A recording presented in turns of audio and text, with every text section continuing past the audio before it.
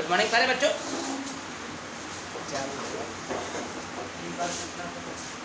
Quick revision session, Coulomb's law, electric field is continue, Coulomb's law completed, electric field start. एक lecture आपको हो चुकी है, electric field की बची हुई लेक्चर और पोटेंशियल के साथ हम आपके साथ हैं, right.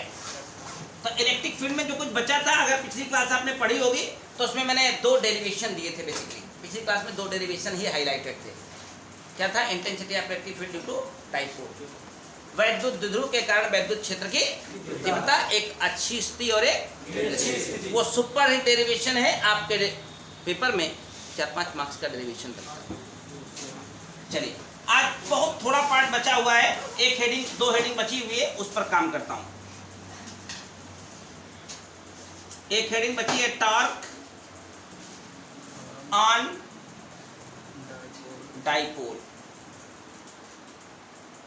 Torque on when it is placed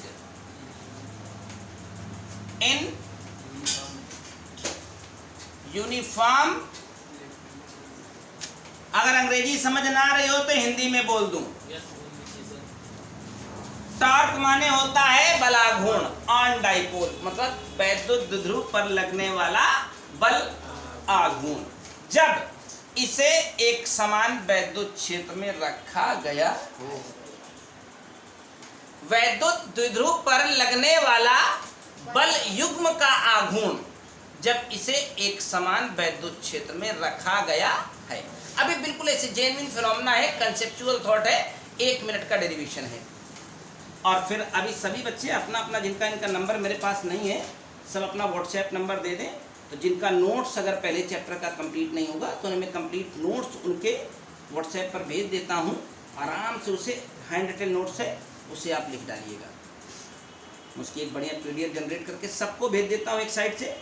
तो सभी बच्चे जिनका अभी तक ना लिखा हो वो लिखने का काम कर डालेंगे। जो क्विक रिवीजन चैप्टर्स है, तो रिवीजन में क्या है कि आपको नोट्स बनवाने में टाइम लगेगा, तो मैं आपको नोट्स भेज देता हूँ। कंसेप्ट यहाँ से ले लीजिए, किसी भी कंफ्यूजन के लिए वीडियो रिवॉच कर लीजिए, राइट। तो सुनो, ये क्या है जो मैंने बना रखा है, आपको पता है? Right, electric field. आपको पता है एरो एरो बना है, तो एक टर्मिनल पॉजिटिव है, दूसरा टर्मिनल निगेटिव है। एक टर्मिनल पॉजिटिव है, दूसरा टर्मिनल नेगेटिव है। और हम चाहते हैं कि अगर इस यूनिफॉर्म इलेक्ट्रिक फील्ड में एक डाइपोल रख दिया जाए, क्या रख दिया जाए? इसका एक चार्ज पॉजिटिव और दूसरा कैसा होता है? अब डाइपोल को हम चाहें तो ऐसे एकदम स्ट्रेट रख दें, हम चाहें तो डाइपोल को एकदम पैरेलल रख दें, हम चाहें तो डाइपोल को किसी एंगल पर रख दें। तो जेन्युइन बात होती है कि हम किसी एंगल पर रखेंगे तो एंगल के साथ मुझे फॉर्मूला मिल गया, तो मैं सीधा रखूंगा तो 90 का एंगल बन जाएगा, ऐसे रखूंगा तो 0 बन जाएगा, और जनरल किसी एंगल पर रखा है तो थीटा बन गया। तो एक सामान्य बात है हमारी फिजिक्स में, कभी रोना धोना नहीं मचाया जाता है कुछ भी देख कर रोने लगे, इसे समझने की कोशिश की जाती है। इतना खूबसूरत सब्जेक्ट होता है, दुनिया के सबसे अच्छे विषयों में से एक विषय है। इसके टक्कर का शायद मुझे नहीं लगता है। ऐसा नहीं कि मैं पढ़ाता हूँ इसलिए ऐसा लगता है। आप किसी इंग्लिश के टीचर से पूछो, प्रभात सर से पूछो, उनसे पूछो सर आपको कौन सा सब्जेक्ट अच्छा लगता है, तो अगर वो भी साइंस के स्टूडेंट है तो वो भी बताएंगे कि नहीं मुझे फिजिक्स बहुत अच्छी लगती है। कुछ आया आने दो, होने दो। तो अगर यहाँ एक डाइपोल रखा है, वो किसी एंगल पर है, तो आप देखेंगे प्लस है और ये कैसा है?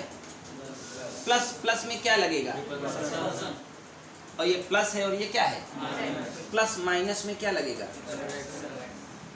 अट्रैक्शन। आपसे मैंने कहा यहाँ कितना फोर्स लग रहा है, तो उस फोर्स को आप क्या नाम देंगे? मैंने कहा यहाँ पर कितना फोर्स लग रहा है, तो इस फोर्स का क्या नाम देंगे? हाँ, इलेक्ट्रिक फील्ड में चार्ज होता है, तो चार्ज पर लगने वाला फोर्स के बराबर क्या होता है? E Q। प्लस प्लस में रिपल्सन का, प्लस माइनस में अट्रैक्शन का।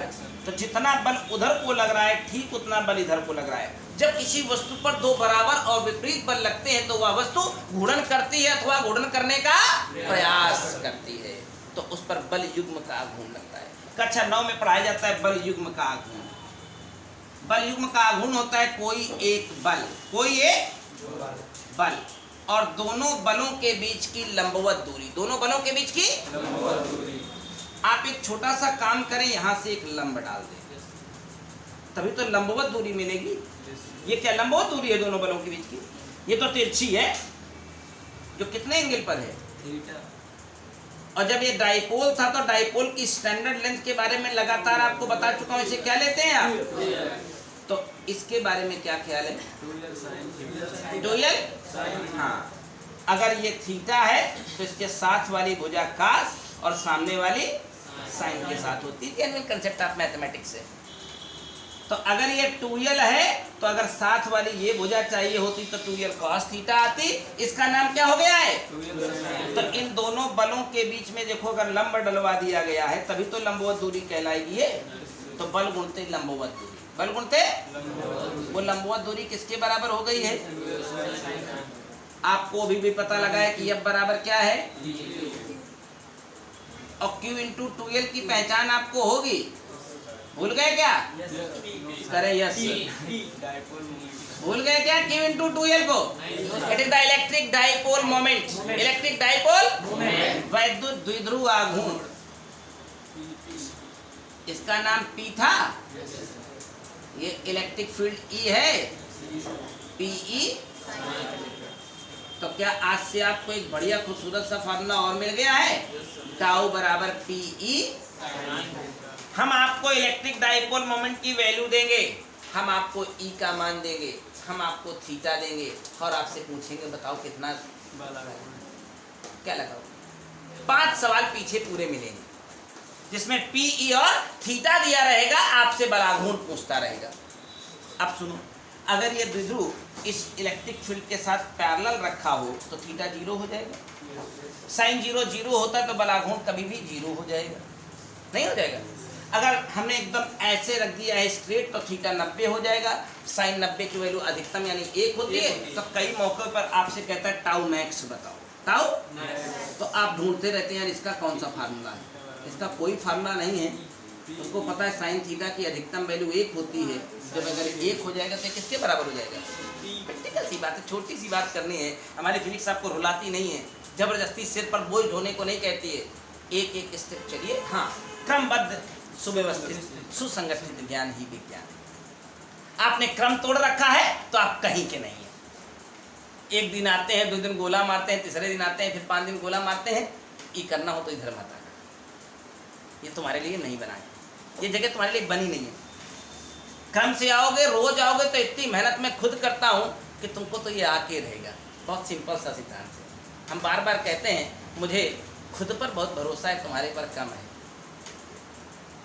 लेकिन बस वो बच्चे जो रेगुलर आएंगे उनको, अरे यार मैं 3 बार आज भी कह रहा हूँ कि पढ़ा दूंगा, दूसरी बार अभी पढ़ा रहा हूँ, नहीं पढ़ा रहा। ये रनिंग बैच अभी जो 15 तारीख को शुरू किया उसमें दूसरी बार पढ़ा रहा हूँ। तो क्यों ना दावे कर दूं कि मैं तीसरी चौथी 5वीं बार नहीं पढ़ा देता हूँ और एक एक चीज को पढ़ा देता हूँ, इसकी भी गारंटी है।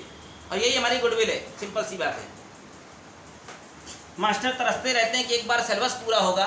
हम कहते हैं कितनी बार आना चाहते हैं मुझसे बताओ। और सही बात यह है कि साइंस जैसे सब्जेक्ट को, मैथ जैसे सब्जेक्ट को जब तक आप रिवाइज करके नहीं पढ़ते हो आपके भेजे में कुछ जाता ही नहीं है।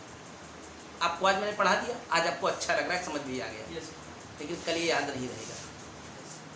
लेकिन अगर 15 दिन बीते हम आपको यही फिर से छेड़ दें तो आपको बिल्कुल वैसे याद आएगा जैसे पुरानी वाली गर्लफ्रेंड याद आ गई। आती है ना, जैसे एक को छोड़ आए हो, अगर वो कहीं बेटा जाए तो कितना तेज याद आती है वो, नहीं समझे? जिसको पहले छोड़ आए हो, अगर वो कभी रास्ते में दोबारा भेंट हो गई उससे तो याद नहीं आएगी उसकी, उसको पहचान नहीं जाओगे। तो जितनी चीज़ें ऐसी हैं ध्यान से समझिए। हटा दो क्या इसे भी? हाँ, छापिए कुछ भी नहीं, मेरी बात ध्यान से सुनते रहिए। Torque on dipole when it is placed in uniform electric field. एक समान वैद्युत क्षेत्र में रखे हुए वैद्युत ध्रुव पर लगने वाला बल युग्म का आघूर्ण टाउ बराबर general formula P sin theta और जनरल कंसेप्ट से थोड़ा ऊपर ऊंचा उठ जाए tau max is equal to सेट P। परफेक्ट है। आइए इसी को मैं एक स्टेप में और लपेट लेता हूँ। ये पोटेंशियल के चैप्टर में आएगा डेरिवेशन, लेकिन मैं इसी के आगे बढ़ा देता हूँ। इसी जगह में एक सीन और बना देता हूँ, एक नया फार्म। हालांकि चैप्टर पोटेंशियल का है, लेकिन मैं क्योंकि कंसेक्यूटिवली यहाँ आ जाता है तो मैं बता दिया करता हूँ। Work done. नेक्स्ट एक डेरिवेशन इसी में और अप्लाई कर लिए। Work done bye dipole when it is rotating, when it is rotating, it is. अब आपको तो पता है ये डाइपोल यहाँ रखा है, इलेक्ट्रिक फील्ड एग्जिस्ट करने लगी तो ये क्या करेगा, बल आघूर्ण लगेगा तो ये क्या करेगा, घूमेगा। और अगर ये घूमेगा तो पंखा घूम रहा है ना, अगर अभी बंद कर दे स्विच तो घूमना बंद कर देगा। तो आप बोलेंगे काम नहीं कर रहा है, जैसे ये काम नहीं कर रहा है, बस केवल पावर चालू करने की जरूरत है, काम करने लगेगा ना। अगर पंखा नहीं घूमेगा तो आप क्या बोलोगे, काम नहीं कर रहा है। लेकिन अगर कोई चीज घूमती है तो काम होता है कि नहीं होता है। तो अब क्लास 11th में आप चले जाइए,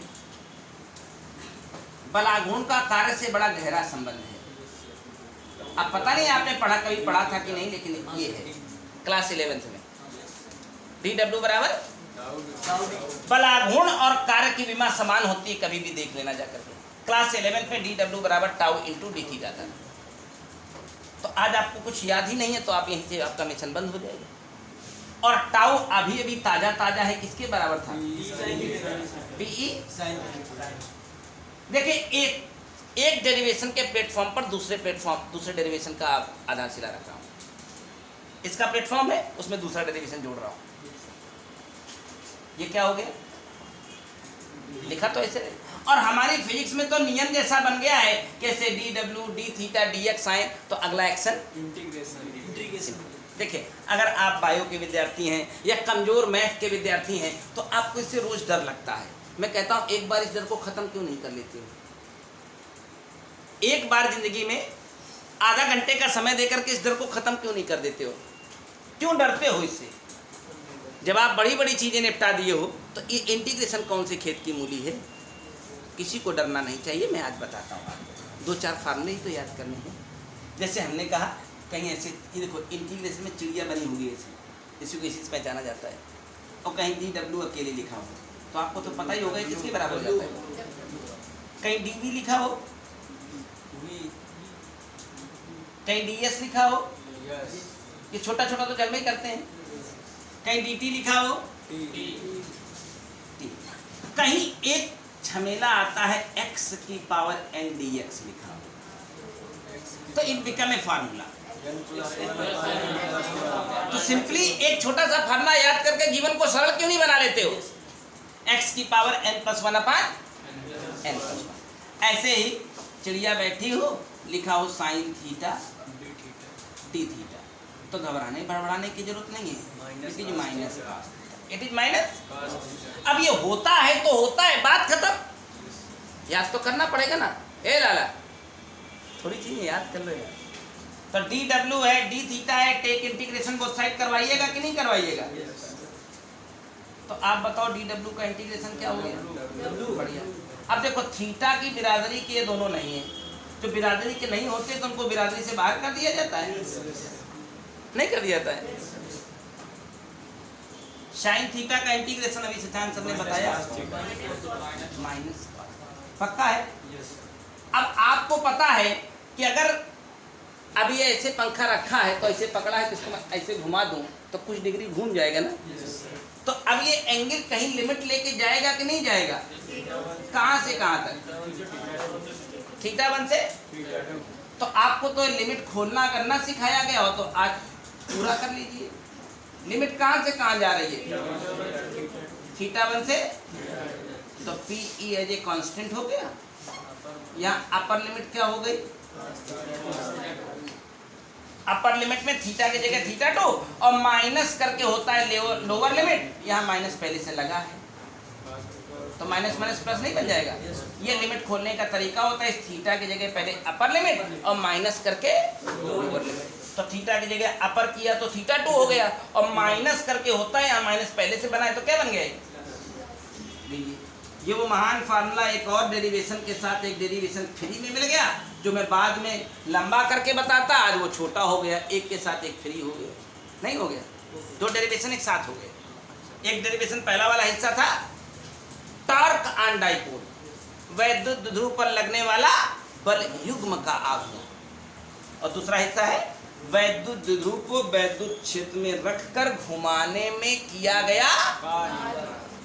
अगर हिंदी में लिखना चाहे, वैद्युत द्विध्रुव को वैद्युत क्षेत्र में रखकर घुमाने में किया गया। ये एक के साथ एक फ्री आया है। अब इसका चैनल में सीक्वेंस था तो मैंने सीक्वेंस अप्लाई कर दिया है। अब सुनो, इसी में कंडीशन है। अब फर्जी की नौटंकी है, उससे कोई मतलब नहीं है मुझे। अब हमसे कोई कहता है θ1 अगर 0 हो, θ2 = θ हो। अरे यार ये कौन सी नौटंकी है? हम θ1 तो कुछ भी ले सकते हैं, काहे 0 ही लें। अब कह रहा है 0 से मान लो कुछ डिग्री घूम गया है, θ1 0 हो। सबको पता है cos 0 का मान कितना होता है? 1 होता है। तो cos 0 1 हो जाएगा और θ2 मेरा θ2 है। तो यही फार्मूला न्यूमेरिकल के चैप्टर में बहुत ज़्यादा यूज होता है। यानी ये फार्मूला यूज में नहीं आएगा, जब न्यूमेरिकल लगाओगे तो ये यूज में आएगा। और ये फर्जी फार्मूला है कि नहीं है? असली तो यही है ना।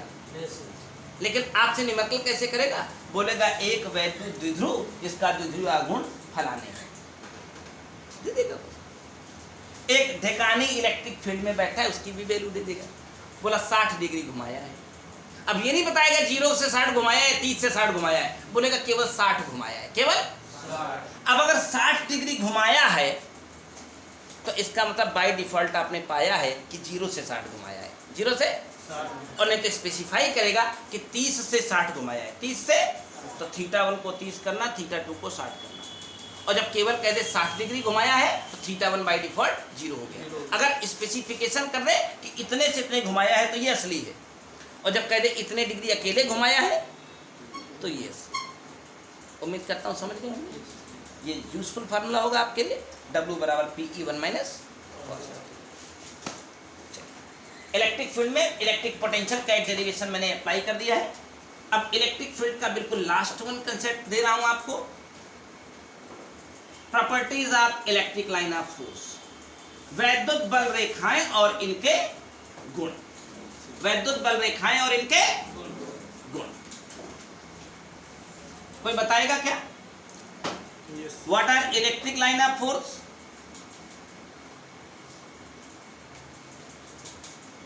इलेक्ट्रिक लाइन ऑफ फोर्स, वैद्युत बल रेखाएं और इनके गुण। जानते हो साहब? What are electric line of force? क्या होती हैं? वैद्युत बल रेखाएं वे काल्पनिक रेखाएं होती हैं जो वैद्युत क्षेत्र को प्रदर्शित करती हैं। वैद्युत बल रेखाएं वह काल्पनिक रेखाएं होती हैं जो वैद्युत क्षेत्र को प्रदर्शित करती हैं। Electric line of force, electric line of are those imaginary lines, are those imaginary lines which represent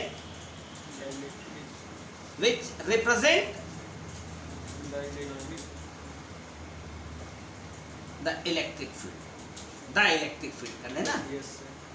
वैद्युत बल रेखाएं वह काल्पनिक रेखाएं होती हैं जो वैद्युत क्षेत्र को प्रदर्शित करती हैं। वैद्युत क्षेत्र को, आपसे कोई कहता है वैद्युत बल रेखाएं क्या होती हैं, तो आप एक लाइन में परिभाषा बता दें।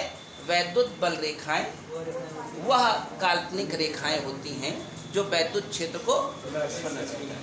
जैसे अभी मैंने थोड़ी देर पहले बनाया था, अगर कुछ पॉजिटिव और कुछ नेगेटिव चार्ज का ग्रुप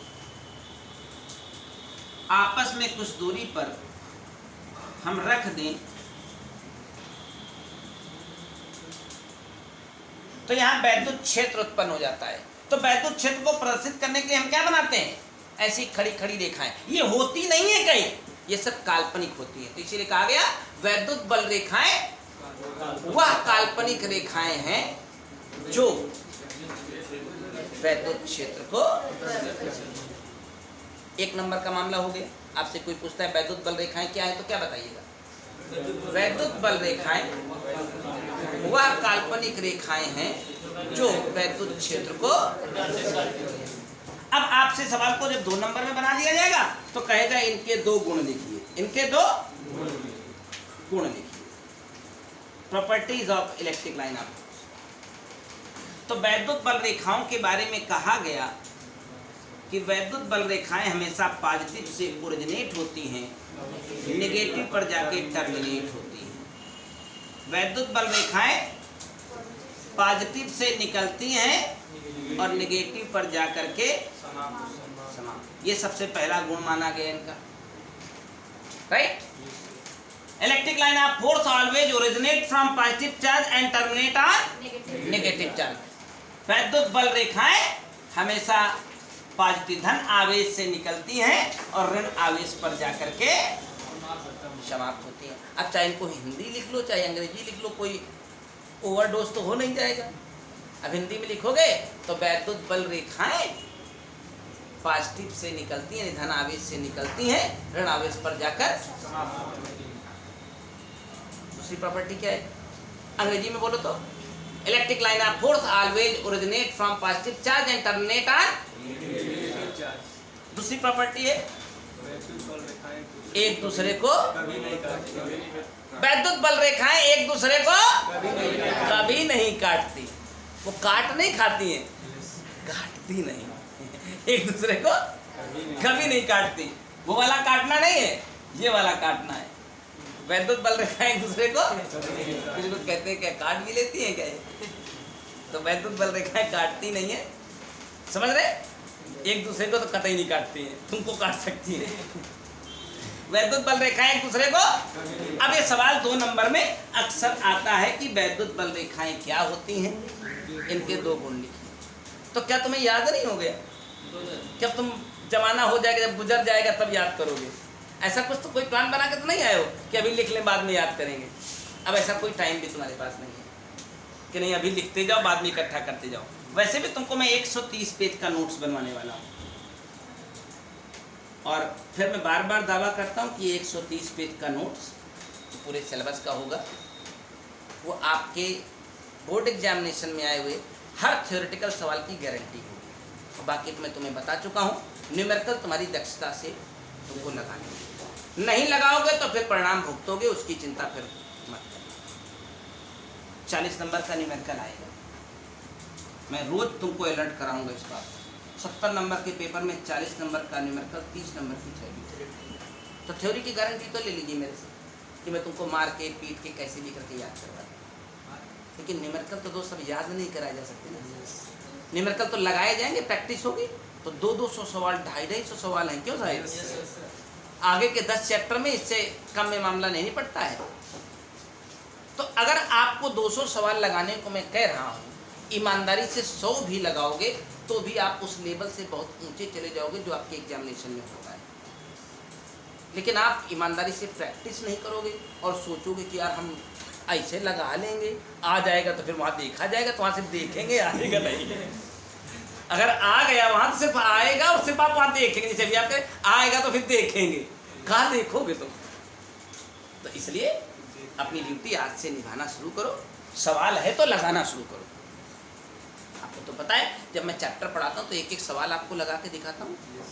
एक एक एग्जाम्पल हमारी जिम्मेदारी है, एक्सरसाइज आपकी जिम्मेदारी है। और एक्सरसाइज में फंसे सवाल फिर से मेरी जिम्मेदारी है। कभी मैं इससे मुख मोड़ूँ, कभी आपको इससे मैं बरगलाऊँ तो बात मुझसे करिए। कभी ऐसा हुआ ही नहीं, वो तो मेरी टेंडेंसी है, मुझे मज़ा आता है। हम तो अपने मज़े के लिए पढ़ाते हैं, तुम्हारे लिए थोड़ी नहीं पढ़ाते हैं। हमको खुद ही बहुत मज़ा आता है उसको लगाने में। हज़ारों बार मैं उन सब कामों को कर चुका हूँ, बार बार रिपीट कर चुका हूँ उसी सवाल को 50-50, 100-100, 200, 500 बार लगा चुका हूँ, लेकिन आज भी लगता है वो अच्छा। तो फिर अगर आपको चाहिए तो फिर जुड़े रहिए। तो दोनों गुण लिख गए क्या?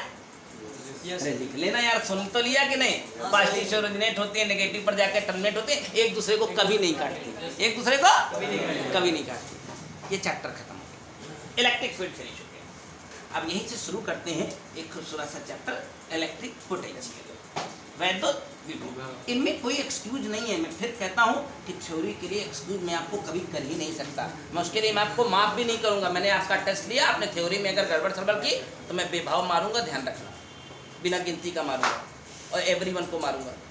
थ्योरी वाले पोर्शन में गड़बड़ नहीं करनी है। मेरा टेस्ट जब मैं लूँ तो थ्योरी में जितने कंटेंट है मैं उसी को मैं दूंगा, और वो as it is at once आज की आज पढ़ा रहा हूँ, आज ही मतलब कल मैं आपसे कूलॉम्स लॉ और इलेक्ट्रिक फील्ड का टेस्ट लेने को कहूँ और थ्योरी के डेरिवेशन आपको दूँ तो कल आपको उसके लिए तैयार रहना है। इसके लिए कोई टाइम नहीं मिलेगा कि नहीं अब 15 दिन बाद तैयार कर लेना, तो बताएंगे। तैयार मतलब तैयार, ये उसी तरीके से। न्यूमेरिकल में एक्सक्यूज है, जितना प्रैक्टिस करोगे उतना काम होगा, नहीं करोगे नहीं होगा, सिंपल सी बात है। लेकिन अंजाम के लिए तैयार रहिएगा।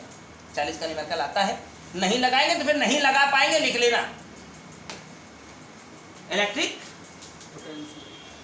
कमाल फटाफी के वैद्युत विभव। साइड इलेक्ट्रिक पोटेंशियल की डेफिनेशन बताई जाए। आप तो हमारा क्विज भी आया है। इलेक्ट्रिक पोटेंशियल किसी बिंदु आवेश को अनंत से किसी बिंदु आवेश को अनंत से वैद्युत क्षेत्र के किसी बिंदु तक ले आने में किया गया कार्य। बचपन की परिभाषा है, क्लास 10th में यही पढ़ी गई और आज भी वही है। क्लास 10th में हमने यही पढ़ी थी। 2 साल बड़े हो गए, सबके दाढ़ी कुछ निकल आई है, अभी वो परिभाषा नहीं याद हुई। बैठ जाओ। क्या कहते हो? अगर मैं कह दूं एकांक बिंदु आवेश, क्या कह दूं? एकांक बिंदु आवेश को दूर अनंत से वैद्युत क्षेत्र के किसी बिंदु तक ले आने में किया गया। देखो यहाँ एक बिंदु आवेश रखा है तो इसके चारों तरफ यहाँ इसकी वैद्युत क्षेत्र की अपनी एक लिमिट होगी ना। ऐसा तो नहीं कि अगर ये बिंदु आवेश यहाँ रख दो तो इसकी वैद्युत क्षेत्र कहीं भी जहाँ तक जाओगे वहां तक होगी। कहीं ना कहीं जाकर के इसका वैद्युत क्षेत्र समाप्त हो जाता है। तो इसके वैद्युत क्षेत्र की अपनी एक समय सीमा, अपनी एक सीमा है ना। परिभाषा क्या बोली? किसी एकांत बिंदु आवेश को दूर अनंत से वैद्युत क्षेत्र के किसी बिंदु तक ले आने में किया गया। फिर से सुनो, एकांक बिंदु आवेश को दूर अनंत से वैद्युत क्षेत्र के किसी बिंदु तक ले आने में किया गया कार्य क्या कहलाता है? वैद्युत विभव। अगर आप इसी डेफिनेशन को अंग्रेजी में बोलें तो कैसे बोलेंगे? Work done by unit charge. Work done by unit charge. अब Q0 का मान अगर 1 है तो कार्य ही तो विभव है। अगर ये 1 है तो वर्क ही तो पोटेंशियल है। तो work done by unit charge. Work done by unit charge moving from infinite to any point. Infinite to any point in uniform electric field is called potential at that point. एकांक बिंदु आवेश को दूर अनंत से किसी बिंदु तक ले आने में किया गया कार्य। एकांक बिंदु आवेश को दूर अनंत से किसी बिंदु तक ले आने में किया गया कार्य। उस बिंदु का वैद्युत विभव। तो ये बात परफेक्शन के साथ क्लियर हो गई होगी, उम्मीद करता हूं। फिर से एक बार दोहरा दें सभी लोग हमारे साथ मिलकर। एकांक बिंदु आवेश को दूर अनंत से वैद्युत क्षेत्र के किसी बिंदु तक ले आने में किया गया वैद्युत विभव कहलाता है। तो क्या है? कठिन चीज है। अरे यार इसको पकड़ के यहाँ लाओगे कम हुआ होगा ही करेगा। काम होगा तो जिसको जो काम होगा वही तो वर्क डन होगा। एकांक बिंदु आवेश को दूर अनंत से वैद्युत क्षेत्र के किसी बिंदु तक ले आने में किया गया क्या कहलाता है? हरिओम, याद हो रहा है? वर्क डन क्लियर हो गया। अब इलेक्ट्रिक पोटेंशियल के बाद आता है potential difference. Potential difference. Potential difference. तो अभी आपका एक बिंदु था दूर अनंत में, यहां तक आए तो विभव मिला। अब एक काम कर ले, अनंत से ना लेके आए, हाँ वैद्युत क्षेत्र में एक बिंदु से दूसरे बिंदु तक लेके जाए। भाई अभी तुम्हारे पास क्या था? एक बिंदु का पता ही नहीं था। वहां से दूर अनंत से पी तक लाए थे तो वैद्युत विभव कहलाया। अब विभवांतर हो गया विभवों का, तो वो क्या है? एक बिंदु से दूसरे बिंदु तक जाना। तो क्या बोलोगे? एकांक बिंदु आवेश को वैद्युत क्षेत्र में एक बिंदु से दूसरे बिंदु तक ले जाने में किया गया, यानी Vp माइनस VQ। V फार्मूले से W/Q0 ही होगा। Q नॉट कह दो, केवल Q कह दो, कोई ऐसी बात नहीं है।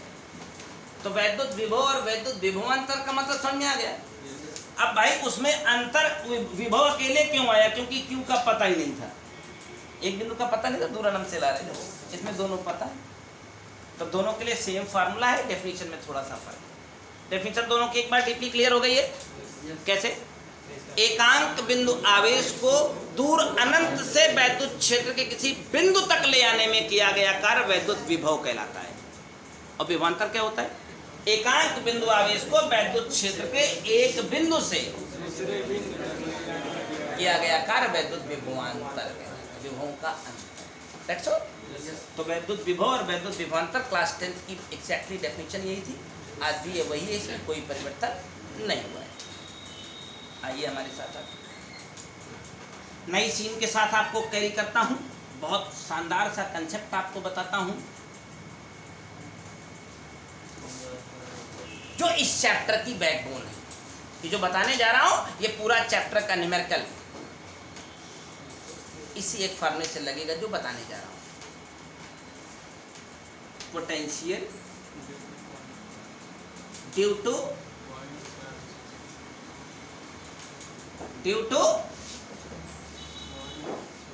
Point charge. क्या बात है, ये वो फार्मूला आने वाला है जो इस पूरे चैप्टर को अकेले लगाने का दम रखता है, कोई दूसरा फार्मूला टिकने भी नहीं देगा, पूरा चैप्टर अकेले लगा डालेगा। तो आपके पास एक बिंदु आवेश है Q हमेशा की तरह। अगर आपको याद हो पिछली 2 क्लास, तो उसमें आपके पास एक बिंदु आवेश Q होता था, उससे r दूरी पर एक पॉइंट P होता था। इस पॉइंट P पर इलेक्ट्रिक फील्ड निकालने की परंपरा थी। आपको याद है वो इलेक्ट्रिक फील्ड किस फार्मूले से निकालते रहे? आज इसी के फ्लेवर का एक जबरदस्त डेरिवेशन आने वाला है। वो डेरिवेशन बहुत सरल था, ये डेरिवेशन बहुत टफ होगा, लेकिन जाएगा ओरिजिनल कंसेप्ट से स्टेप टू स्टेप होगा। हमारी फिजिक्स की बैकबोन मैथ्स है, हमारी फिजिक्स का सपोर्ट मैथ्स है। तो आपने अभी कहा एकांक बिंदु आवेश को दूर अनंत से वैद्युत क्षेत्र के किसी बिंदु तक ले आने में किया गया। मान लो वैद्युत क्षेत्र में जहां तक लेके आए वो दूरी कितनी है? r। करेक्ट है। तो एक आवेश यहां बैठा है, तो अगर बहुत अनंत में बैठा रहेगा तो फोर्स ही नहीं लगेगा, नहीं लगेगा ना। तो एक ऐसी जगह पर लेकर आना होगा जो इस आवेश के कारण इस आवेश पर बल लगाए। तो इस दूरी को थोड़ी देर के रखना पड़ेगा ना, कितनी है, कितनी है? तो अगर ये दूरी x है तो ये कैसा चार्ज है? ये हमेशा कैसा होता है? तो पॉजिटिव पॉजिटिव में क्या लगेगा? इसका नाम हम लोग क्या दे रहे हैं? F। करेक्ट है। ये फोर्स ऑफ रिपल्सन लगेगा कि नहीं लगेगा? ये फोर्स ऑफ रिपल्सन की वैल्यू कितनी होगी? Q नॉट अपान काहे का r स्क्वायर में x स्क्वायर। यहाँ से लेकर यहाँ तक की दूरी आपने x बोली तो x स्क्वायर होगा ना। मैंने कह दिया इस आवेश के कारण इस आवेश पर कितना बल लगेगा, तो वो बल कौन लगा के बताएगा? कूलॉम। कौन लाएगा? और कूलॉम के अनुसार फोर्स F बराबर 1/4 पाई एप्सिलॉन 0 Q1 Q2 अपान r तो x स्क्वायर। अब सुन, बल किधर को लग रहा है? लेकर किधर आना है तिवारी जी? इधर की तरफ। बल उधर लग रहा है, लाना इधर है।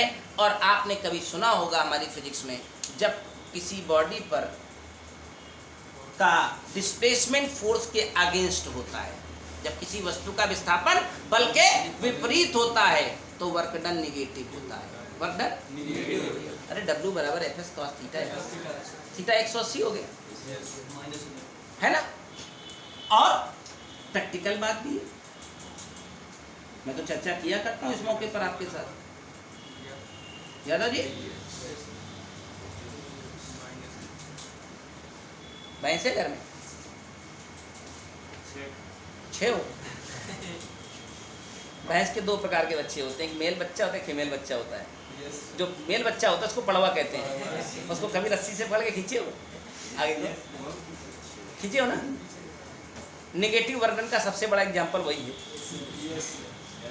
नेगेटिव वर्णन का उससे बड़ा एग्जाम्पल धरती पर कोई नहीं है। उसको पकड़ के खींचो आगे को, वो आगे खींचे हुए नहीं करेगा। जितना तुम आगे खींचोगे उतना वो पीछे खिंचाएगा, है ना। तो नेगेटिव वर्णन का धरती का सबसे बड़ा एग्जाम्पल है। अगर तुम अपनी तरफ उसको खींच के ले जाए पाए तो, और तुमको अगर वो अपनी तरफ खींच ले गया तो भी वर्णन तो नेगेटिव। तुम उसको अपनी तरफ खींच रहे थे, वो तुमको अपनी तरफ खींच रहा था। तो अगर फोर्स के अगेंस्ट किसी बॉडी को घसीटा जाए तो वर्णन कैसा होता है? नेगेटिव। वर्णन कैसा होगा? पक्का है। और आपने परिभाषा में बताया है कहां से कहां तक लेकर आना है। परिभाषा बोलो, लिखो। अभी आपने बोला है किसी एकांक बिंदु आवेश को दूर अनंत से वैद्युत क्षेत्र के किसी बिंदु तक ले आने में किया गया। तो दूर अनंत से लेकर आओगे ना, तो फिर आप फोर्स तो अभी एक कंडीशन लगेगा, लेकिन कंडीशन जब क्या कहते हैं मैथ्स में अप्लाई होगी तो इनफाइनाइट टू आर आएगा ना। तो डी डब्ल्यू का भी तो इंटीग्रेशन करवाइएगा। चलिए, आपकी इजाज़त हो तो एक की वैल्यू यहाँ लिख दूँ, लिखवाई करूँगा। तो क्या थी अपान, यहाँ क्या है डी डब्ल्यू का इंटीग्रेशन -1/4πε0 की value as a constant, Q0 also constant. अभी मैंने बच्चों को बताया था इंटीग्रेशन की एक बेसिक फॉर्मूला, इंटीग्रेशन x की पावर n बराबर क्या बताया था। हाँ, इसमें कोई मैथ बायो वाला अपने को पराया ना समझे, फॉर्मूला है तो है, आज भी याद करो, बायो वाला भी याद करेगा, मैथ वाला भी याद करेगा, है कि नहीं। सुनो अब से, इस x को अगर ऊपर भेजा जाए बाबू तो x की पावर -2 हो जाएगा। बोलो भाई, x के रेस्पेक्ट में सिर्फ x का ही हिस्सा इंटीग्रेट होगा, बाकी सब कांस्टेंट है, बाहर आएंगे। इस x को ऊपर भेजूं तो क्या हो जाएगा, x की पावर -2 अगर लगी है तो इसका इंटीग्रेशन इस फार्मूले के साथ चलूं तो ऐसा ही होता है, -2 है तो n की जगह -2 है, तो -2 + 1/-2। भाई n इसकी तुलना करो तो यही फार्मूला है, तो n की जगह पर क्या लिखा है, तो -2 + 1/-2। तो अगर आप बढ़िया फीलिंग लाइन तो कुछ ऐसा हो जाए, और अगर बहुत अच्छी फीलिंग लाइन तो ऐसा भी तो लिखता है, अरे -1 घात नीचे भेज दो। तो अब किसी को इस बात का डर तो नहीं है कि dx/x² डायरेक्ट कैसे -1/x हो गया। यहाँ तो मैं बोला स्टेप नहीं लिखने वाला हूँ, यहाँ डायरेक्ट लिखूंगा। x की पावर -2 का इंटीग्रेशन किसके बराबर हो जाएगा, लिमिट कहाँ से कहाँ तक लगेगी, इनफाइनाइट टू। तो w की वैल्यू तैयार हो रही है, कितनी, Q0 upper limit minus upper limit कितनी है, अपर लिमिट कितनी है r, और माइनस करके लोअर लिमिट, तो यहाँ तुमको पता है माइनस पहले से लगा हुआ है तो प्लस बन जाएगा, और लोअर लिमिट क्या लिखी हुई है, इनफाइनाइट। तो 1/∞ सभी मैथ बायो को पता है 0 होता है, ये माइनस प्लस बन जाएगा। एक खूबसूरत सा फार्मूला आपके सामने आएगा, वर्क डन की वैल्यू Q0 वर्क डन आ गया क्या, कार्य आ गया। आप तो हेडिंग क्या डाले हैं, आपको मिला क्या अभी, और पोटेंशियल की डेफिनेशन के साथ आपको फार्मूला भी तो पता है, इट इज W/, याद है क्या आपको, W/, तो W पाए हो, कितना पाए हो, अपन Q0 हमेशा टेस्ट चार्ज है, आता है टेस्ट करके चला जाता है, क्योंकि इसका नाम टेस्ट चार्ज है, रोल बहुत बड़ा है। तो potential due to point charge at a distance r always a formula 1/4πε0 Q/, देख लेना ये फार्मूला इस चैप्टर में धमाल मचा देगा, अकेले ही बहुत है, सबके ऊपर भारी है, न्यूमेरिकल लगाने के लिए ये अकेला फार्मूला सबके ऊपर भारी है। अब देखो इसका मूल मंत्र समझ लो, ये चार्ज कैसा था,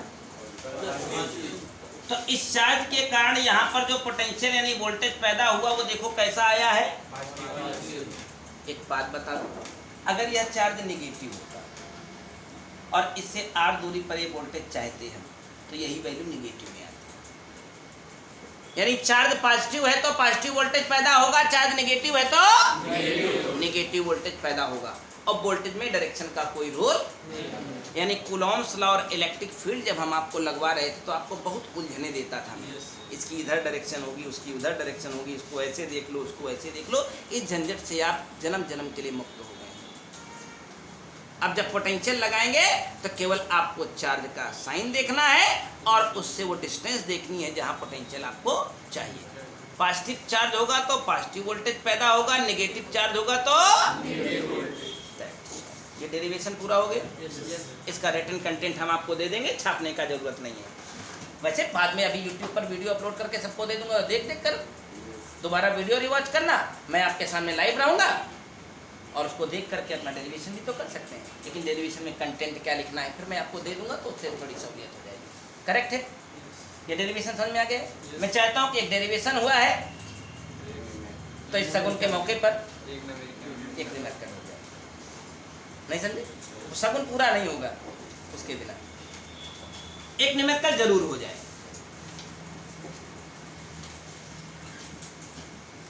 पढ़ा है तो लगाना भी तो चाहिए। फिजिक्स हमारी यही कहती है कि मुझे सीखिए आप। बहुत बड़ा सिलेबस, आपने अपनी किताब देखिए, इतनी मोटी किताब है। क्या आपको लगता है वो तुम याद कर सकते हो जिंदगी में कभी? साला इधर से पढ़ाता जाऊंगा, उधर आगे से साफ होता जाता है सब। तो ज़रूरी ये है कि उसका रिवीजन होना चाहिए और टाइम पर कुछ भूलने ना पाएँ आप। यही इसका आकाश का सत्य है।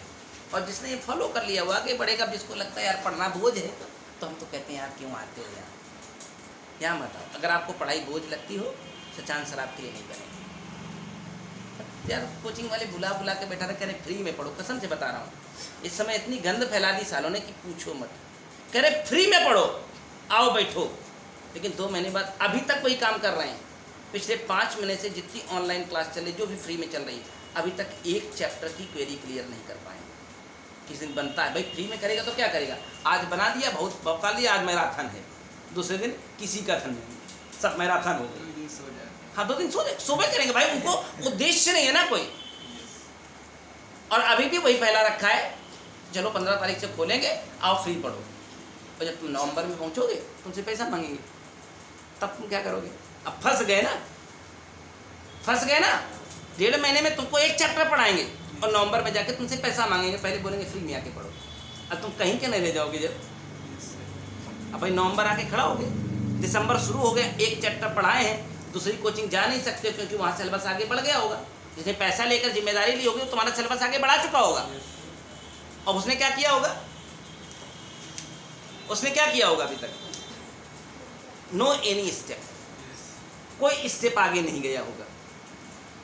तो आप अंदाजा लगा सकते हैं कि जितने, पहली बात ये बताओ, वो अपने इंफ्रा में जो पैसा खर्च कर रहा है, हो सकता है पॉकेट में रखा हो, या टीचर्स की टीम उसके पास ऐसी हो जो कहते हैं चलो कोई बात नहीं, इकट्ठा करो, बाद में यही खेल खेला जाएगा। हाँ प्लानिंग कर चुके होंगे कि खेल खेला जाएगा बाद में, जब कहीं के नहीं रहेंगे तो पैसा लेवे करेंगे।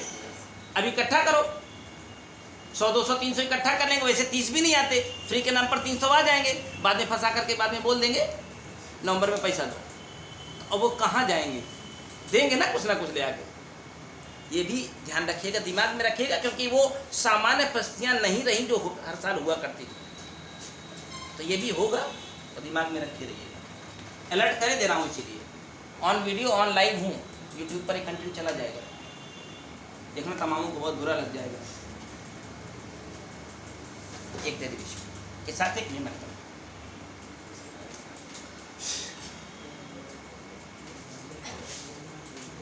आपको मैं एक न्यूमेरिकल से रूबरू करा। एक रेक्टेंगल है जिसकी एक साइड 15 सेंटीमीटर, दूसरी साइड 10 सेंटीमीटर। बहुत ही सरल। इस कोने पर एक चार्ज बैठा है 5 माइक्रोकूलम का, इस कोने पर एक चार्ज बैठा है -10 माइक्रोकूलम का, इस कोने पर एक चार्ज बैठा है 5 माइक्रोकूलम का। पॉजिटिव चार्ज है, ये भी पॉजिटिव, और ये कैसा है? ये जो कोना डी बचा हुआ है, यहाँ पर टोटल पोटेंशियल चाहिए। यहाँ पर टोटल, अब पोटेंशियल में डायरेक्शन का चक्कर तो है नहीं, जबकि कूलॉम से बहुत टिपिकल था। आपको सजान सर को उतरना पड़ा था खुद को डायरेक्शन बताने के लिए कि पकड़ो तभी पकड़ पाओगे। पकड़ना आ गया था वहाँ, यहाँ पकड़ना सब छोड़ दीजिए यार, वहाँ कुछ नहीं है, सब वेरी इजी कंसेप्ट। ये कैसा चार्ज है?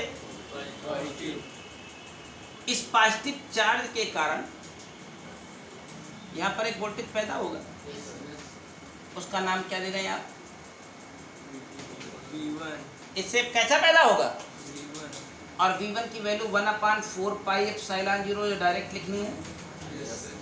चार्ज कैसा है, कितना है,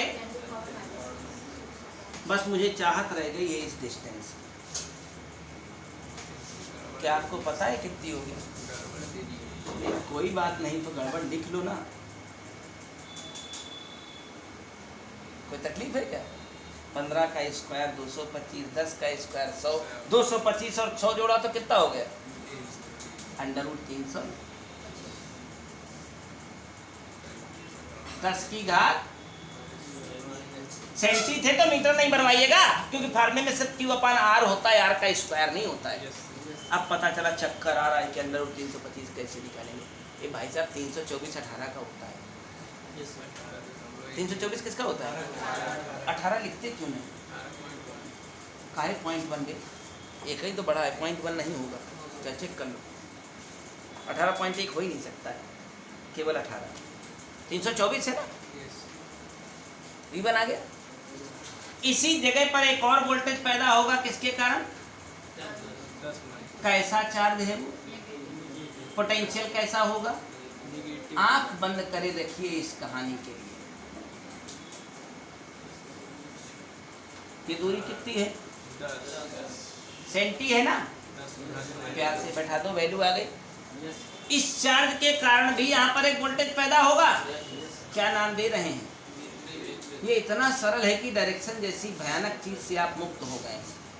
क्यों कितना है? पॉजिटिव है, तो पोटेंशियल कैसा होगा? π/R। ये वाली डिस्टेंस है क्या, जो कितनी है? यहाँ से यहाँ देखिए, मुझे केवल चार्ज की का साइन देखना है और चार्ज से वो डिस्टेंस देखनी है जहाँ पोटेंशियल आपको चाहिए। तो इसके कारण ये आ गई, इसके कारण ये आ गई, इसके कारण ये आ गई। सारे डेटा आपके पास इकट्ठा हो गए। इनका डेटा कैलकुलेट कर सकते हैं अपनी स्किल से। जब आपका ये डेटा कैलकुलेट हो जाएगा तो ये दोनों जोड़े जाएंगे, उसमें से ये हम छोड़ दें। हम छोड़ ही देंगे, हम लगाने कौन सा जा रहे हैं, तुम्हारा काम। हाँ, जब तुम नहीं कर पाओगे तो मुझे देना, तो हम तुमको वो भी करके दिखाएंगे। लेकिन अब 12 में आकर तुम इसको जोड़ नहीं सकते हो, इसका गुणा नहीं कर सकते हो। चुल्लू भर पानी में नाव में बैठ के डूब के मर जाओ। चुल्लू भर पानी में लोग डूब के मरते हैं ना, हम नाव में, चुल्लू भर पानी में नाव में बैठा के डुबा देंगे तुमको। डिग्री बढ़ा दी, सब पढ़ाते ना, सुपरलेटिव डिग्री कौन कौन सी होती है? सबसे ऊपर वाली डिग्री है वही। चुल्लू भर पानी में नाव में बैठ के डूब के मर जाओ, अगर गुणा और भाग करना नहीं जानते हो, इतने कैलकुलेशन नहीं कर सकते हो, 12 में आके बैठे हो। मरना हो तो बताना, हम व्यवस्था कर देंगे। पोटेंशियल निकालना आ गया कि नहीं आ गया? ऐसे सैकड़ों सवाल आपको इस चैप्टर में मैं लगा करके भी दिखाऊंगा और आपसे लगवाऊंगा भी। पोटेंशियल की कहानी हो गई। क्या क्या जाना? इलेक्ट्रिक पोटेंशियल जान लिया, पोटेंशियल डिफरेंस जान लिया, potential due to point charge. ये जो फार्मूला मैंने बताया है 1/4πε0 Q/R, ये इस पूरे चैप्टर की कहानी है, इस पूरे चैप्टर के साथ जाना है। ओके, आ जाओ फिर मिशन को थोड़ा और आगे बढ़ा। एक बहुत महत्वपूर्ण चीज इस चैप्टर में आपको बताते हैं, पोटेंशियल एनर्जी। क्या नाम देते हैं? Potential energy. Potential, electrostatic potential energy, electrostatic potential energy. शायद इस चैप्टर में अगर पोटेंशियल के बाद कोई इंपॉर्टेंट फार्मूला है तो वो पोटेंशियल एनर्जी का है। एक से एक बेहतरीन क्वेश्चन इस कंसेप्ट को लेकर के भी सजाए गए। तो हमने तो तुमको बताया है कि energy is the form of work. तो पिछला डेरिवेशन तुमने भी देखा था, वर्क डन हमने निकाला था। वर्क डन आपको डायरेक्ट करके निकाला था ना, कितना आया था? यही आया था ना। यानी ये ऑथेंटिक फार्मूला हो गया वर्क डन का, और work done is the pharma energy, यानी यही हमारी पोटेंशियल एनर्जी। लेकिन मैं तुमको देखो दिखाता हूँ विज्ञान कितनी खूबसूरत होती है, कहाँ से कैसे कनेक्ट होती है। छोड़ो इस फार्मूले को, छोड़ो, कोई बात नहीं। आपके पास एक चार्ज यहाँ रखा है, इसका नाम क्या दे रहे हैं? दूसरे का नाम क्या दे रहे हैं? ये दूरी कितनी है? मैं आपसे पूछता हूँ, इस आवेश के कारण यहाँ पर जो वोल्टेज पैदा होगा वो कितना होगा? V1। फार्मूले से बताओ कितना होगा? Q1 अपान। मैं आपसे पूछता हूँ, इस आवेश के कारण इस जगह पर जो वोल्टेज पैदा होगा उसका नाम क्या होगा? कितना होगा? लगा? कितना होगा? चलो सुनो, इस आवेश के कारण यहाँ पर वोल्टेज इतना हुआ है, मैं चाहता हूँ इस जगह पर वर्क डन। तो आज हमने ही तो बताया है V बराबर W/Q, तो W = VQ नहीं हो जाएगा? तो इस जगह का वोल्टेज V1 है और यहाँ पर बैठा हुआ चार्ज कौन है? यहाँ पर बैठा हुआ चार्ज कौन है? यानी वोल्टेज पैदा करने वाला ये, और यहाँ पर बैठा हुआ चार्ज कौन है? Q2। तो अगर इस V1 की वैल्यू को यहाँ पर मैं लिखता तो मुझे बताओ कितना आता? ये V1 की वैल्यू यहाँ लिख दिया, क्या इससे अलग आ गया है? ये 1/4πε0 Q1 Q2/Q1 चलो, अगर तसल्ली ना हुई थोड़ा इधर ही आओ।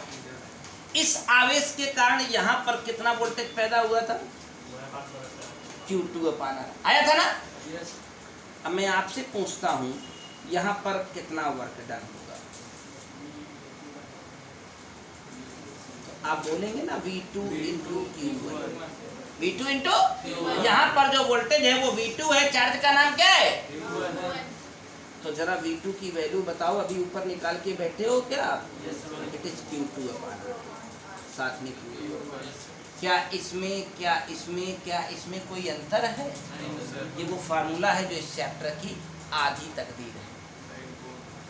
आधी तकदीर है, आधे में पोटेंशियल का राज है और आधे में इस फार्मूले का राज है। न्यूमेरिकल तो लगाने पड़ेंगे ना, और न्यूमेरिकल लगाने में आपके पास फार्मूले का कॉन्फिडेंस नहीं है, फार्मूला आपको याद ही नहीं है। आप न्यूमेरिकल लगाने जाए कुछ लगेगा? तो न्यूमेरिकल लगाने के दो चीज़ें चाहिए। सबसे पहली चीज़ तो समय होना चाहिए। सबको ऊपर वाले ने 24 घंटे ही दिए, मेरे पास भी हैं, आपके पास भी, समय की कमी तो है नहीं। हाँ, आप उसको कमी में कन्वर्ट कर दें वो दूसरी बात है। बोले आज बहुत बिजी थे, हम तुझसे क्या कर रहे थे? बोले बिजी थे। बोले बिजी थे इसलिए ज़्यादा बिजी थे। तो ऐसी कहानियाँ हमें सुनने की आदत नहीं है। तो पोटेंशियल एनर्जी का एक खूबसूरत फार्मूला आ गया है, तो क्यों ना मौके पर सगुन कर लिया जाए? फिर जाने देंगे आप, कर दे द्विवेदी जी, ठीक है? चलिए आइए एक बढ़िया सवाल से आपका सगुन कराते हैं। बोला 1 मीटर भुजा का एक समबाहु त्रिभुज है। 1 मीटर भुजा का एक, इसके इस कोने पर 1 कूलाम, इस कोने पर 2 कूलाम और इस कोने पर 3 कूलाम का आवेश बैठा है। 3 कूलाम का आवेश। इन सभी आवेशों को नजदीक लाया गया है। क्या किया गया है? नजदीक लाया गया है। और नजदीक लाने में कुछ सीन ऐसा बना है कि जो दूरियां पहले 1 मीटर थी वो कितनी हो गई हैं?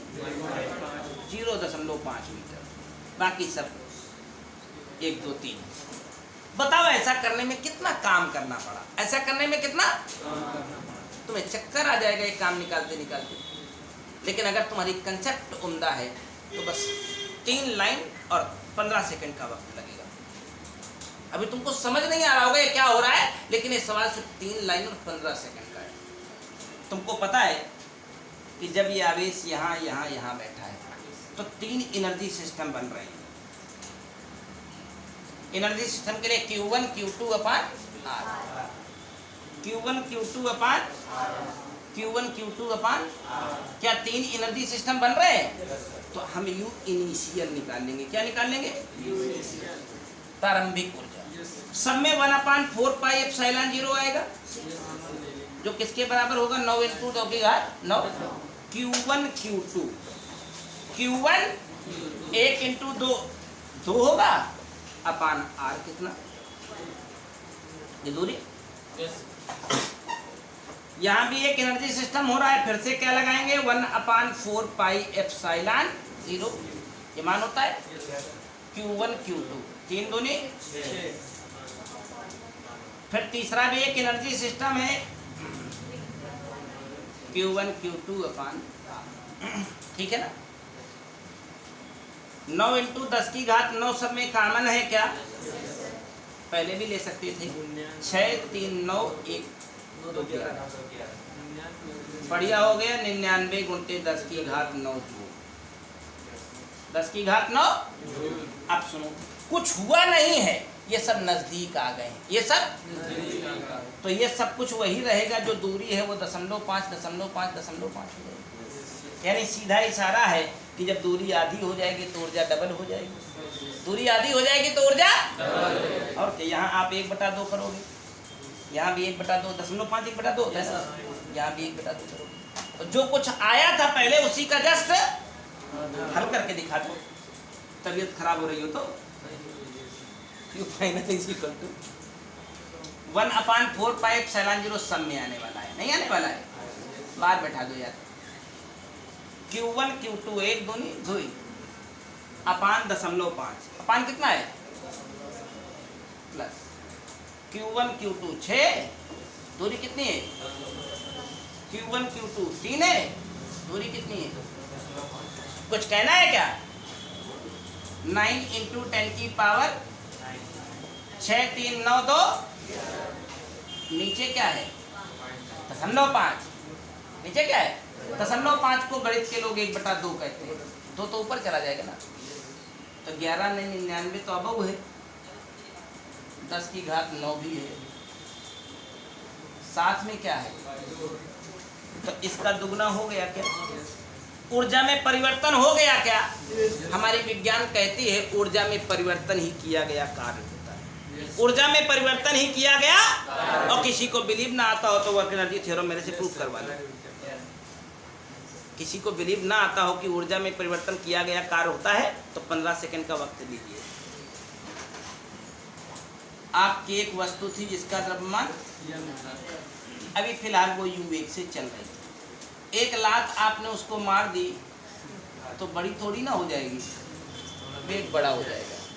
तो गतिज ऊर्जा में परिवर्तन हुआ कितना? हाफ एम कॉमन ब्रैकेट में क्या?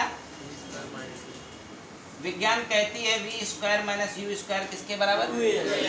2 से 2 काटो, m × a को f कहते हैं, f × s को w कहते हैं। गति ऊर्जा में परिवर्तन ही किया गया। तो आज के बाद में तुमसे बोला करूंगा चेंज इन एनर्जी, तो आपके मुंह से क्या निकला करेगा? Change in energy is called. तो पहले जब यहाँ बैठे तो ये एनर्जी थी, अब नजदीक आ गए तो ये एनर्जी हो गई। तो इसमें से इसको घटा देंगे तो क्या निकल आएगा? कार्य। अब इसका जस्ट दुगना है, घटाओगे तो फिर यही आ जाएगा। ये इसका शायद एग्जाम्पल नंबर 12 होगा तुम्हारी किताब में। एनर्जी समझ में आ गई, potential due to point charge समझ में आ गया, पोटेंशियल और पोटेंशियल डिफरेंस समझ में आ गया। अगले संडे को इसे पूरा कर दूंगा, तब तक कंटिन्यूअस आपकी गॉस थ्योरम बनी रहेगी। अगर आप कहेंगे तो कल गॉस थ्योरम खत्म कर दूंगा शाम को। अब खत्म तो हो ही गई है ना। एनसीईआरटी के सवाल को भी मैंने पैकअप कर लिया था, तो एक आध सवाल इसका बचा रहेगा, बता दूंगा। और नहीं, कल की लेक्चर गॉस थ्योरम, हाँ सब कुछ करेंगे, चलता रिवीजन चलता ही रहेगा, समझ रहे ना। रिवीजन एक पूछ में पकड़े न रहूँगा, भूलने कैसे दूंगा, समय बहुत टिपिकल है। देखो दोस्त, अगर शिक्षक मेहनत नहीं करेगा तो बच्चों का भविष्य का क्या? उनको तो पता ही नहीं हमें करना क्या है, जो पढ़ा देगा वही 27 होता है। सत्य तो यही है, बच्चों को क्या पता होता है उन्हें कैसे पढ़ना है? ये शिक्षक बताता है ना कि उन्हें क्या पढ़ना है, कैसे पढ़ना है। अपने मन से तुम क्या जानते हो?